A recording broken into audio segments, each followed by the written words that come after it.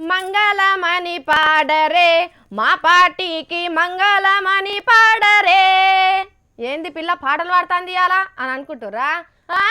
అవును మరి, మంగళం అనే పాట నేను కాదు పాడింది, పెద్ద పెద్ద లీడర్లే ఇప్పుడు మంగళం అని పాట పాడుకుంటా మస్తు సంబరపడుతున్నారు. ఎన్నో ఏళ్ళ సంధి కాని పని ఇప్పుడైనందుకు మస్తు ఖుషి అవుతున్నారు. ఏంది పాటల ముచ్చట అని అనుకుంటుర్రా? మీరు కూడా గీ కథ చూడుర్రి, మీకు కూడా ఏదన్నా పాట వస్తుంది ఖచ్చితంగా చూడుర్రి.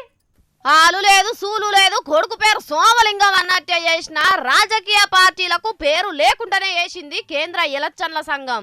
ఓ పేరుకు పార్టీ పెట్టి ఎలక్షన్ల పోరాటం చేయకుండానే తోక ముడిచిన 255 రాజకీయ పార్టీల తోక కత్తిరించింది. ఇన్నొద్దులు కాగితాలల్లనే గుర్తింపున్న పార్టీలకు మంగళం పాడుతున్నామని ఓట్లేసే కట్టలను గట్టిగా ఒత్తి మరీ చెప్పిండ్రు.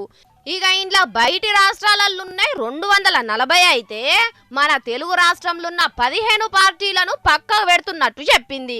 అందులో మన తెలుగు బిడ్డ నందమూరి నటసింహం ఎవ్వరి మాట వినని సీతయ్య పెట్టిన అన్నా తెలుగుదేశం పార్టీ, సీతయ్య చిన్నమ్మ లక్ష్మీ పార్వతి పెట్టిన ఎన్టీఆర్ తెలుగుదేశం పార్టీలకు జనంల పతారే లేదని చెప్పింది. అట్లనే ఆంధ్రనాడు పార్టీ, జై తెలంగాణ పార్టీ, తెలంగాణ కాంగ్రెస్ పార్టీ, తెలంగాణ ప్రజా పార్టీ అని 2005 నుంచి 2015 దాకా ఒక్క ఎలక్షన్లో కూడా కనబడని పార్టీల గుర్తింపును రద్దు చేస్తున్న ముచ్చటను కూడా చెప్పింది. ఓ ఎలక్షన్ల ఓటేసేటందుకు జనం లైన్లో నిల్చున్నట్టు అదే ఓట్లేసే మిషన్ మీద లెక్కలేనన్ని పార్టీల మనుషులు నిలబడతారు కదా. ఇక ఇప్పటి సంది అంతమంది అభ్యర్థులు ఓట్లేసే మిషన్ మీదకు మనకు కనబడకపోవచ్చు.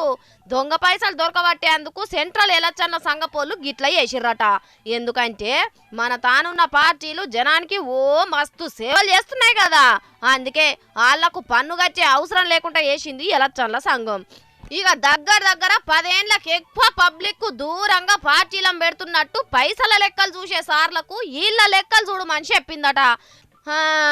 జనానికి అక్కడికి రాని పార్టీలు గిన్నున్నాయంటే ఇక మన దేశం ఎట్లా ముందుకు పోతుందో ఏందో కథ.